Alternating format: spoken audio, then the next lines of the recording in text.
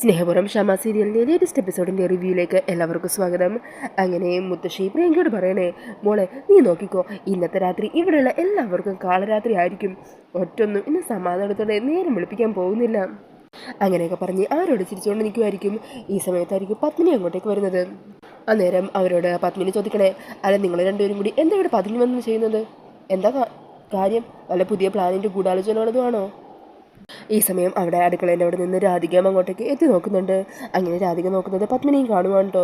അന്നേരം പത്മിനിയാണെങ്കിൽ മുത്തശ്ശിക്കും പ്രിയങ്കയ്ക്കും നല്ലത് കൊടുക്കുവാണ്.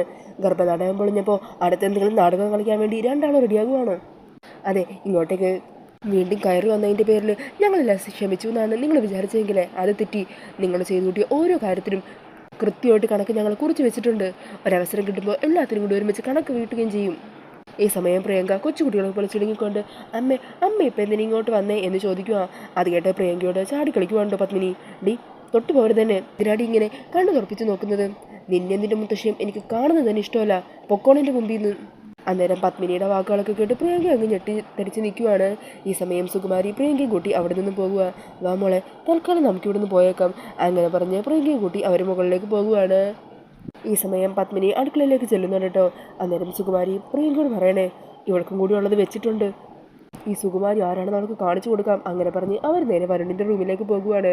ഈ സമയം പത്മിനി രാധികയുടെ അരികിലേക്ക് ചെല്ലുവാണ് കേട്ടോ. അമ്മേ, നമുക്ക് വെള്ളം വേണ്ടേ? ആ ഇതാ എന്ന് പറഞ്ഞ് രാധിക വെള്ളമൊക്കെ ജഗ്ഗിലെടുത്ത് കൊടുക്കുവാണ്. ഈ സമയം പത്മിനി പറയണേ, സുകുമാരി അവരടങ്ങിയിട്ടൊന്നുമില്ല, അടുത്ത പ്ലാനിന് വേണ്ടി ഗൂഢാലോചന നടത്തിക്കൊണ്ടിരിക്കുകയാണ്. സത്യം പറഞ്ഞാൽ അവരെ കാണുമ്പോൾ തന്നെ അങ്ങ് ദേഷ്യം വരും മോളെ. എന്താണെന്നറിയില്ല, വല്ലാത്ത ക്ഷീണം. അമ്മ പോയി കിടക്കുവാണ്. ശരി അമ്മേ.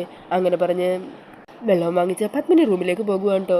ഈ സമയം രാധിക ആലോചിക്കണേ, എന്നാലും എന്ത് പണിയായിരിക്കും വരണവിടെ അവർക്ക് വേണ്ടി ഒരുക്കി വെച്ചിരിക്കുന്നത്? അങ്ങനെ പറഞ്ഞ് ആലോചിച്ച് നിൽക്കുവാണ് രാധിക.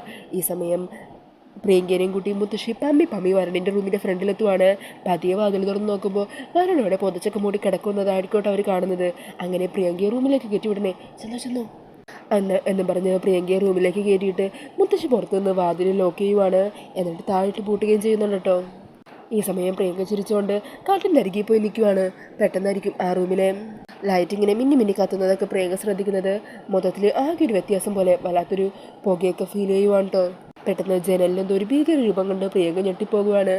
അങ്ങനെ പ്രിയങ്ക ബതിയെ മുമ്പിലോട്ട് നടന്ന് ഭയന്ന് ആ കർട്ടൻ മാറ്റി നോക്കുമ്പോഴാണെങ്കിൽ അതിൻ്റെ പുറകിൽ നിന്നും ഒരു പ്രേതത്തിൻ്റെ മുഖംമൂടിയൊക്കെ വെച്ച് ഒരു രൂപം വന്ന് പ്രിയങ്കയെ കൊല്ലാനായിട്ട് വരുവാണ് കേട്ടോ. അതുകൊണ്ട് പ്രിയങ്ക ഞെട്ടി അലറി വിളിച്ച് ഒച്ചയുണ്ടാക്കുവാണ്.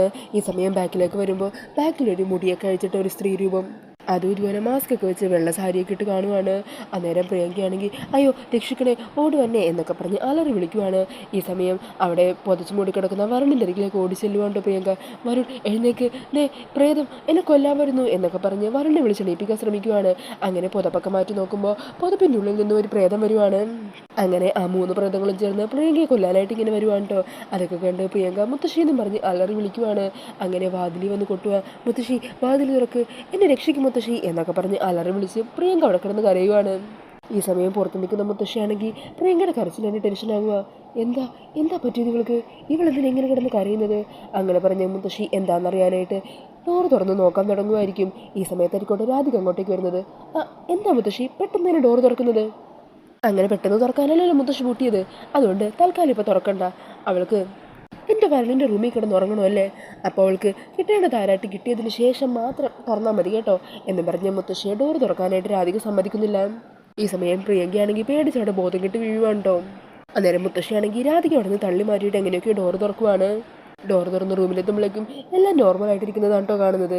ഈ സമയം മുത്തശ്ശി പ്രിയങ്കനെ വിളിച്ചെണീപ്പിക്കുവാണ്. അന്നേരം പ്രിയങ്ക ഭയക്കുവാണ്. അയ്യോ മുത്തശ്ശി പ്രേതം, മാറി നിൽക്കി എന്നും പറഞ്ഞ് പ്രിയങ്ക പുറത്തേക്ക് ജീവനും കൂടെ എടുത്ത് ഓടുവാണ്. ഈ സമയം മുത്തശ്ശിയാണെങ്കിൽ ആ റൂമിലൊക്കെ നോക്കുക. ഇവളെന്തിനെങ്കിലും പേടിച്ചോടിയത്? പ്രേതോ, ഇവൾക്ക് എന്താ ഭ്രാന്ത് പിടിച്ചോ? നല്ലൊരു അവസരം ഇടുന്നു, ഇവളെന്തൊക്കെയാണ് കാട്ടിക്കൂട്ടിയിരിക്കുന്നത്. അല്ല വരണിവിടെ, ഇനി അവനും പേടിച്ചോടിയോ? അവൻ അങ്ങനെ ഓടാനൊന്നും പോകുന്നില്ല. അല്ലെങ്കിലും സുകുമാരൻ്റെ അടുത്ത് ഇമാതിരി കളികളൊന്നും നടക്കില്ല. ഈ സമയം രാധികയാണെങ്കിൽ പുറത്ത് നിന്നതെല്ലാം കാണുന്നുണ്ടാവും. അങ്ങനെ പെട്ടെന്ന് തന്നെ വീണ്ടും അവിടെയൊക്കെ ഇരുട്ടാകുവാണ് കേട്ടോ. എന്നിട്ട് നേരത്തെ കണ്ട 3 ഭീകര രൂപങ്ങൾ മുത്തശ്ശിയുടെ മുമ്പിലേക്കും വരുവാണ്. അങ്ങനെ ആ പ്രേതങ്ങളൊക്കെ കണ്ട് അലറി വിളിക്കുവാണ് കേട്ടോ മുത്തശ്ശി. അയ്യോ എന്നെ കൊല്ലല്ലേ എന്നൊക്കെ പറഞ്ഞ് കട്ടിലിൽ ഭയന്ന് കിടന്ന് നിലവിളിക്കുവാണ് മുത്തശ്ശി കേട്ടോ. ഈ സമയം അവർ 3 ആളും കൂടി മുത്തശ്ശിയെ നല്ലപോലെ ഇട്ട് പേടിപ്പിക്കുന്നുണ്ട്. അങ്ങനെ സുകുമാരി അമ്മ റൂമിൽ നിന്നും ജീവനും കൊണ്ട് ഓടിപ്പോകുവാണ്. ഈ സമയം ഇതെല്ലാം കണ്ട് ചിരിച്ചുകൊണ്ട് അകത്തേക്ക് കയറി വരുമായിരിക്കോട്ടെ രാധിക. ഈ സമയം വരുണും സൂര്യയും ജയഭാരതി അമ്മയൊക്കെ മുഖത്തെ മാസ്കൊക്കെ മാറ്റിയിട്ട് അവർ അവിടെ പ്ലാൻ വിജയിച്ചതിൻ്റെ സന്തോഷത്തിൽ ചിരിച്ചുകൊണ്ടിരിക്കുവാണ്. അന്നേരം വരുൺ ചോദിക്കണേ, ആ പ്രിയങ്കയും സുകുമാരി അമ്മ എങ്ങനെ ഈ നാട് തന്നെ വിട്ട് ഓടിക്കളഞ്ഞോ, അതോ ഇവിടെ എവിടെയെങ്കിലും ജീവൻ ബാക്കിയായിട്ട് കിടപ്പുണ്ടോ? ആർക്കറിയാം. എന്താണെങ്കിലും രണ്ടുപേരും നന്നായിട്ട് എന്നെ പേടിച്ചിട്ടുണ്ട്.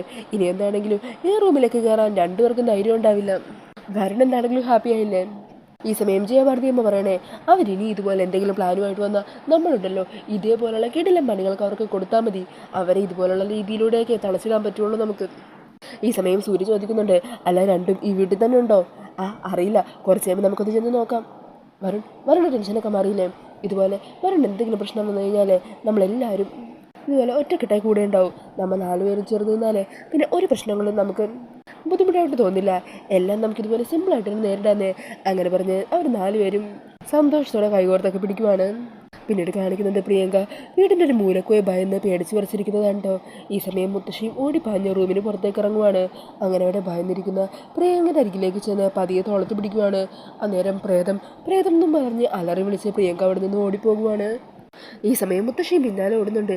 എടി നിക്കടി, ഞാനടി ഇത്, നീ ഓടല്ലേ എന്ന് പറഞ്ഞ് പ്രിയങ്കയുടെ പിന്നാലെ ഓടുവാണ്. അങ്ങനെ അവർ രണ്ടാൾ ഓടിച്ചെല്ലുന്നത് നേരെ പത്മിനിയുടെ അരികിലേക്കായിരിക്കും. എന്താ പറ്റിയത്? നിങ്ങൾ എന്തിനാ ഈ രാത്രി ഇങ്ങനെ ഒച്ച വെച്ച് ഓടുക നടക്കുന്നത്? അന്നേരം അവർ രണ്ടാളും കൂടി ചേർന്ന് പറയണേ, അത് അവിടെ വരുണിൻ്റെ റൂമിൽ 3 പ്രേതങ്ങൾ ഞങ്ങളെ കൊല്ലാൻ വന്നു. സുകുമാരി അമ്മേ, ഇവൾക്കെന്താ ഭ്രാന്ത് മൂത്തോ? എന്തൊക്കെ പിച്ചു മേയോ എന്ന് പറയുന്നത്?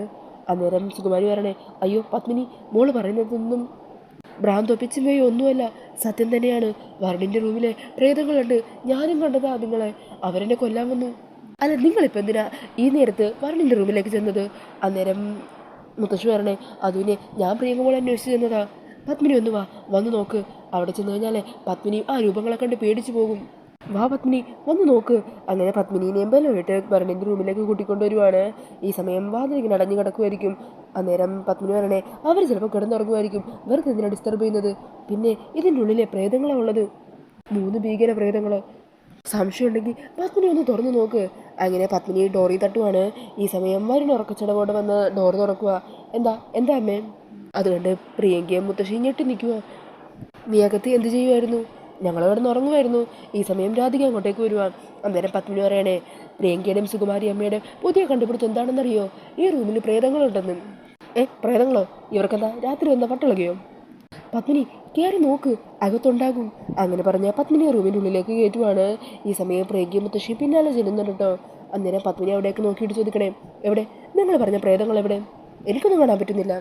അയ്യോ അമ്മേ, സത്യം അമ്മേ, ഞാൻ ഇങ്ങോട്ട് വന്നപ്പോൾ പ്രേതങ്ങളെ കണ്ടതാണ്. അല്ല, നീ എന്തിനാ ഇപ്പോൾ വരുണിൻ്റെ റൂമിലേക്ക് ഈ സമയത്ത് വന്നത്? അന്നേരം മുത്തശ്ശിയും സൂര്യയൊക്കെ അങ്ങോട്ടേക്ക് വരുന്നുണ്ട്. എന്താ ഇവിടെ ഒരു ബഹളം? എന്താ പത്മിനി? അന്നേരം പത്മിനി പ്രിയങ്ക സുകുമാരി പറഞ്ഞ കാര്യങ്ങളെക്കുറിച്ചൊക്കെ അവരോട് പറയുവാണ്. അത് കേൾക്കുന്നതും ജയഭാരതി അമ്മ പറയണേ, നമ്മുടെ സമാധാനം കളയാനായിട്ട് പുതിയോരോ കണ്ടുപിടുത്തങ്ങളായിട്ട് വന്നിരിക്കുക രണ്ടും കൂടി. അയ്യോ, ഞങ്ങൾ സത്യമോ പറയുന്നത്? ഈ റൂമിൽ പ്രേതമുണ്ട്, ഞങ്ങളെ കൊല്ലാൻ വന്നതല്ലേ? അന്നേരം പ്രിയങ്ക പറഞ്ഞേ, അമ്മേ, ഞാൻ ചേച്ചിയെ കാണാനായിട്ട് ഇങ്ങോട്ട് വന്നതായിരുന്നു. ആ സമയം ഇവിടുത്തെ ലൈറ്റൊക്കെ മിന്നി കത്തുക, റൂമിൽ നിറയെ പുകയായിരുന്നു. ജനലിൻ്റെ അവിടെ ഉണ്ടല്ലോ ഒരു ഭീകര രൂപം, അതെന്നെ കൊല്ലാൻ വന്നു. രക്ഷപ്പെട്ട് ഓടാൻ തുടങ്ങിയപ്പോൾ പിന്നിൽ മറ്റൊരു രൂപം വന്നു. അതെല്ലാം കണ്ട് ഞാൻ പേടിച്ച് നിൽക്കുക.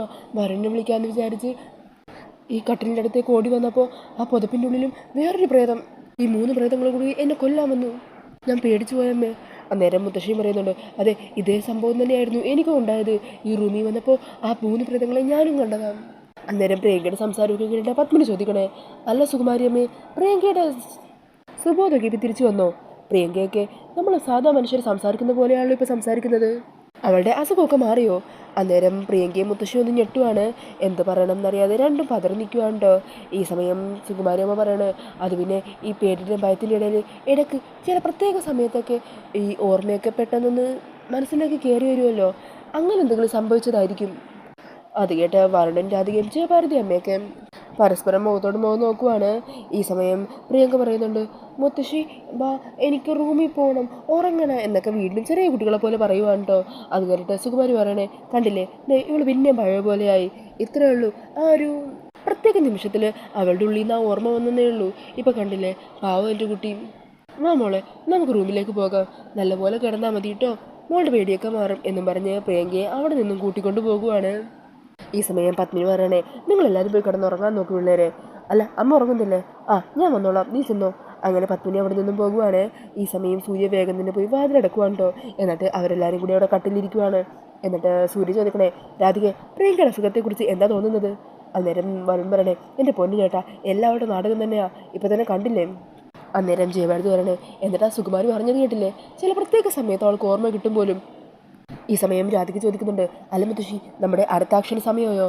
ഇല്ലടി മോളെ, നമ്മൾ വിചാരിച്ചതുപോലെ എല്ലാവരെയും പ്രിയങ്കയ്ക്ക് ഒരു കുഴപ്പമില്ലെന്ന് ബോധ്യപ്പെടുത്തണമെങ്കിൽ അതിന് കുറച്ചുകൂടി പണിയെടുക്കേണ്ടി വരും നമ്മൾ. എന്താണെങ്കിലും ഇന്നത്തേക്ക് ഇത്രയും മതി. അങ്ങനെ പറഞ്ഞ് സന്തോഷത്തോടെ ഇരിക്കുന്ന അവരെ കാണിച്ചുകൊണ്ടാണ് എപ്പിസോഡ് തീരുന്നത്. അപ്പോൾ ഈ ഒരു റിവ്യൂ ഇഷ്ടമായിട്ടുണ്ടെങ്കിൽ മറക്കാതെ വീഡിയോ ഒന്ന് ലൈക്ക് ചെയ്യണേ.